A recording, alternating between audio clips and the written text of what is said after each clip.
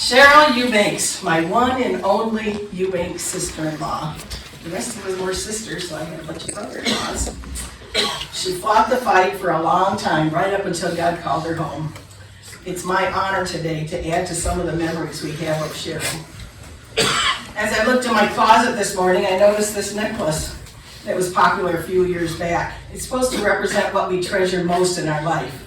A little trinket I had on the side says, I can, because I believe you can do just about anything you want to, put your mind to it, if you really desire it. I think Cheryl's would probably be kindness. That was a trademark word for her.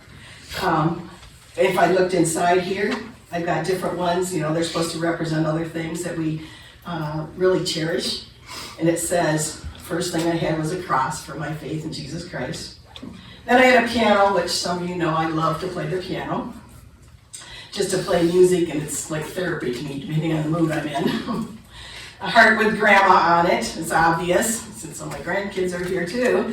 I love my 10 grandchildren. Sunglasses for the vacations I like to take, and a ring for my husband, love of my life, best friend.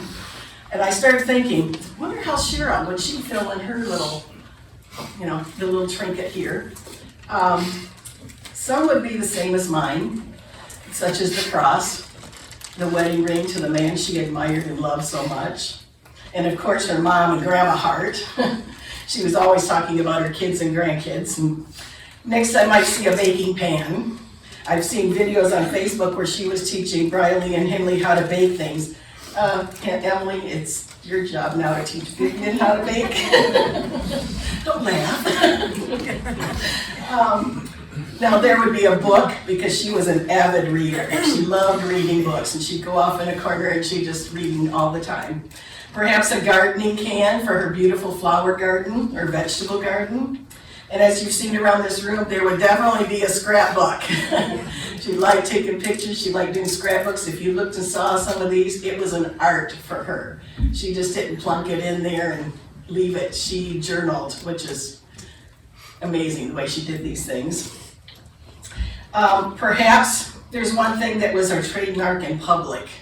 Now, if I was to ask all of you what 99.9% of the people I talked to remember the most about Cheryl, what do you think it would be? It would be her smile. Yes, of course it was her smile. That and her friendly, welcoming personality is what made her the perfect choice as a receptionist, a greeter at church, library worker, listener.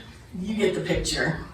Even during days when she was not feeling well, she could drop a smile. When I saw her a couple of weeks ago in the hospital, she was saying she had such a headache, and yet she turned and she just wanted to smile and just want to encourage, just to sit and talk for just a couple more minutes. So that was just her. It was her. But here's a few memories I said I would pass on from other people that couldn't be here today. One is Emma Merida, and she wrote, my favorite memory of Cheryl goes back to when she worked for Dr. Ford. Tom and I were patients at the office when we first returned to Michigan, and we loved to chat with Cheryl at our appointments, but we had only known her as Cheryl because of her name tag. Eubanks family was celebrating an anniversary for their mom and dad at church. Emma and I grew up together, that's why she was there too. To my surprise, Cheryl was busy in the church kitchen. I think I said, hi Cheryl, how do you know the Eubanks? You can imagine the look on my face when she said, I'm married to Ned. We had been away from Michigan quite a while, and I knew Ned was married to a Cheryl, but never put the two together. That was our Cheryl from the dentist office. What a small world it is sometimes. That made us enjoy our dentist visits even more. I had several occasions to scrapbook with Cheryl when Evelyn would invite me on girls' weekends away. She loved to talk about her family, and she made the most beautiful scrapbook pages to tell their story. It was fun to be around her and spend time together. Cheryl was truly a sweet and caring person. Cheryl began to attend Emmanuel and was one of the greeters on Sunday morning. I always appreciated a minute or two to chat on my way into services. She was perfect for that job. She always had a warm smile and a kind word as we entered the church. That is a memory that makes me smile the most when I remember Cheryl. Then I talked to several other ladies, and every one of them, it was about her being a greeter. Ida Payne was one of them. Says she remembered the days when she'd come in and she'd be tired. She had the 4 and 5-year-old group, and if you're tired, you can't go into class because you're going to really expend energy. And she said she'd come walking in there, and there's Cheryl every week saying, "Good morning, Mrs. Payne." And she'd remember their names. She remembers so many people's names. And she just made a point of lifting them up and making them feel glad they were there. That was Cheryl. Because it was enough to prepare her for a day, and I heard that from several other ones. Emma mentioned a weekend when we went scrapbooking together with Cheryl at Cropping Days in Chesapeake. I think some of you might have been there too. I had the chance to talk to Holly at Cropping Days this past week. And when I was inquiring about another weekend crop, I happened to mention that Cheryl had just passed away, and she was shocked.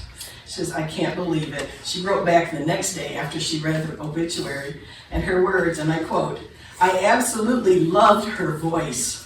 There was just something so calming and special about it. She was always so bubbly and happy." I enjoyed the scrapbook weekend with her also. We were roomies usually and worked on our crafts close by.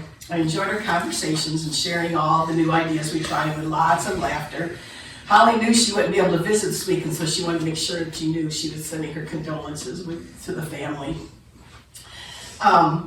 There was just different times. She loved those weekends. She'd go into those weekends and she could go off in a corner and read a book. She could go do her crafting. She could go online, play some games. She could she took advantage of those weekends. So your money was well spent, Ned. When she went there, she had a blast. Last one that I have right now as far as memories is from Judy Engelman. She was the lady that worked with Cheryl in the library at church. The Cheryl I remember was a vibrant, bubbly individual. Boy, bubble's coming up a lot. Bubbly individual who served faithfully in the library of Emmanuel Baptist for over 2 years. She loved books and read many of the library's books on growing in Christ. Cheryl had an inquisitive mind, and during those 2 years, I saw a young woman who had real hunger for the things of the Lord. She always had lots of questions on the Christian walk. It was a joy to sit and listen to Cheryl share what she had gleaned spiritually from the books she read. Today, Cheryl is sitting at the Savior's feet getting all those answers to the questions she had. Glorious. We will all miss her smile and encouragement, but hopefully we can all carry on her attitude toward life and bring a smile to those around us. I'm sure Emily and 2 of her granddaughters will bring up many other facets of Cheryl, but the consistent thread from everything we've heard, she was well loved and she loved everyone. Emily? I'm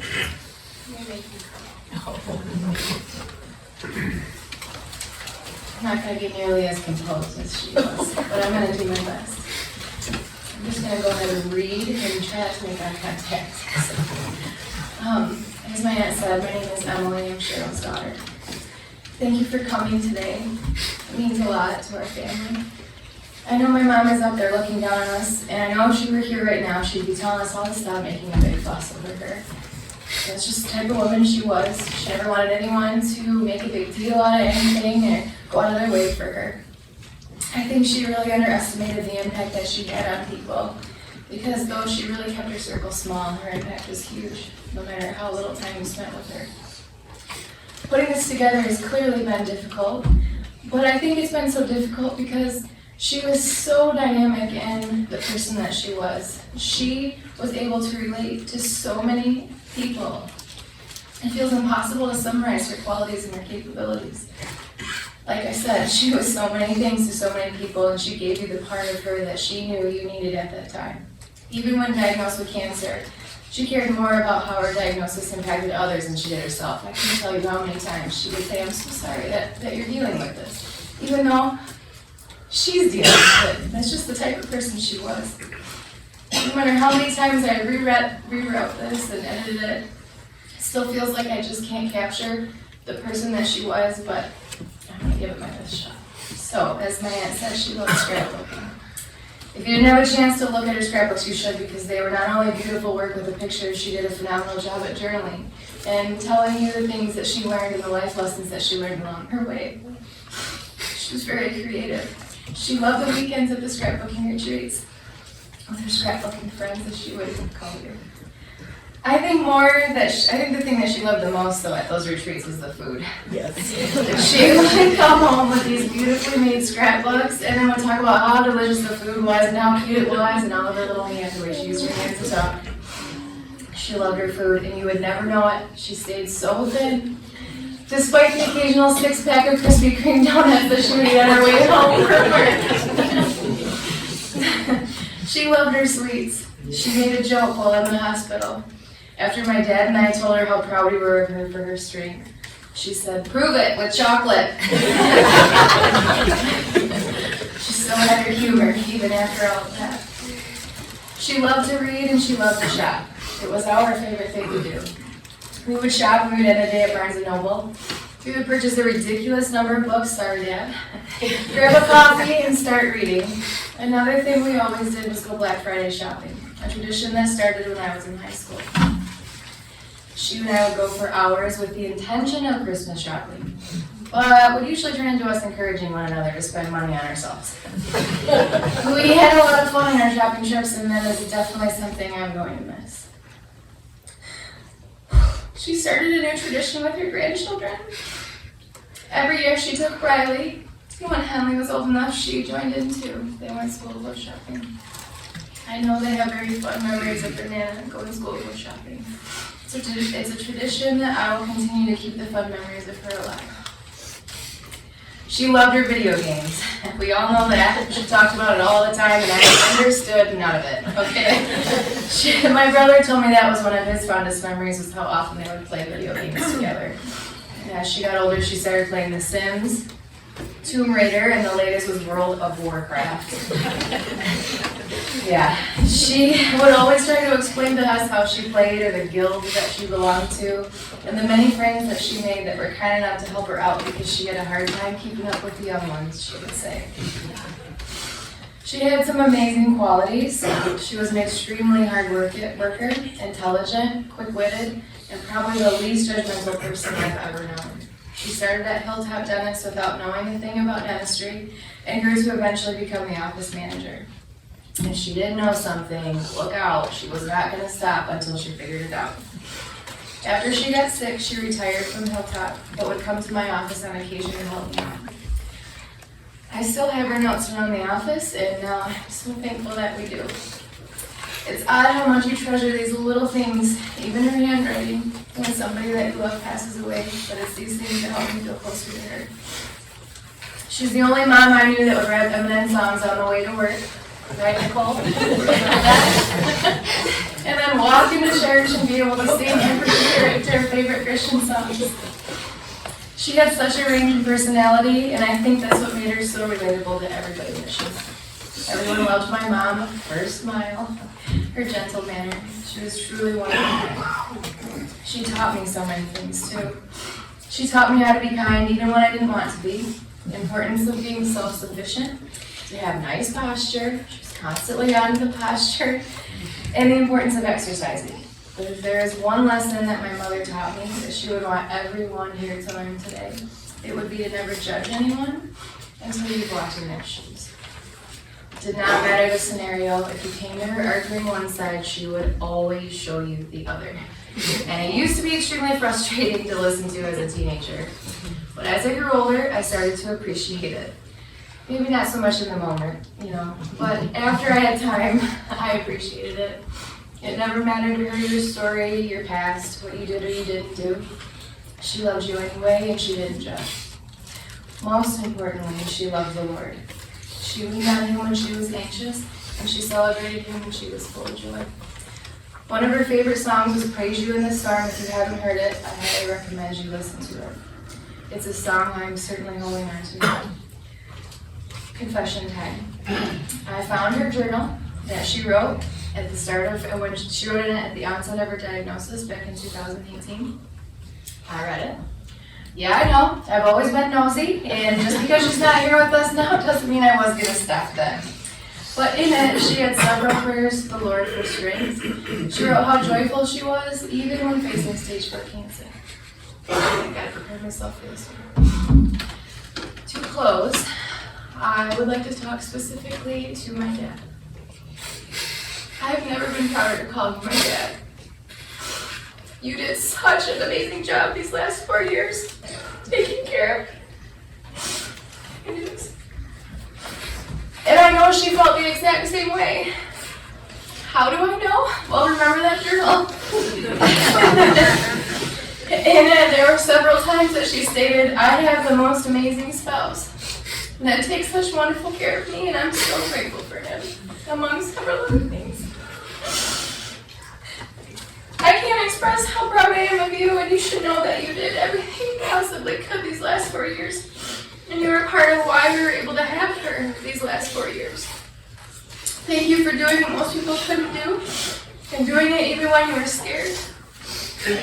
We got to be right by her side, holding her while she went to be with Jesus, because you were brave enough to bring her home. Thank you. I'm not exactly sure how to move forward, but I know my mom wants us all to, with love, kindness, and gratitude. I know she would want her life to continue to be impactful by remembering the ways she loved. She listened and opened her arms to anyone that came her way. Thank you.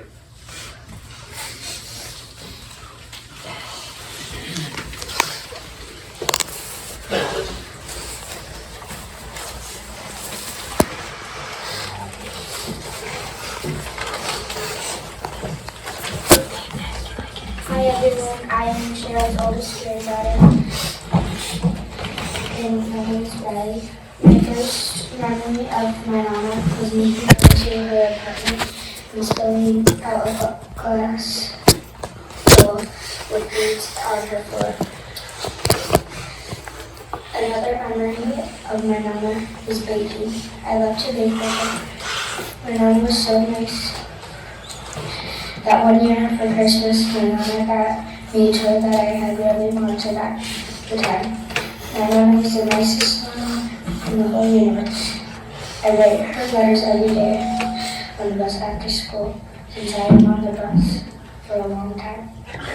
I write her 2 to 5 letters a day, but sometimes if I am really missing her a lot, then I can write as many as 10 letters or more. I love my mama, and she's still taking care of me in all the ways she can. My nana loved to read, and so do I. She was the best grandma I could ever have. A memory of me and my nana is when I had a school picnic and she came and surprised me with a bunch and we played at the park. It was a very good day. She also would spend so much money on me and my sister.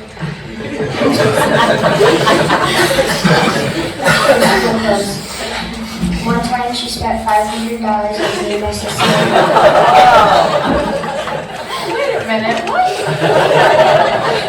My mama was the sweetest grandma alive. Me and her loved to cook together and we made cookies, dips, and all kinds of other things together. My nana was so caring, loving, kind-hearted, and the sweetest person I had ever met.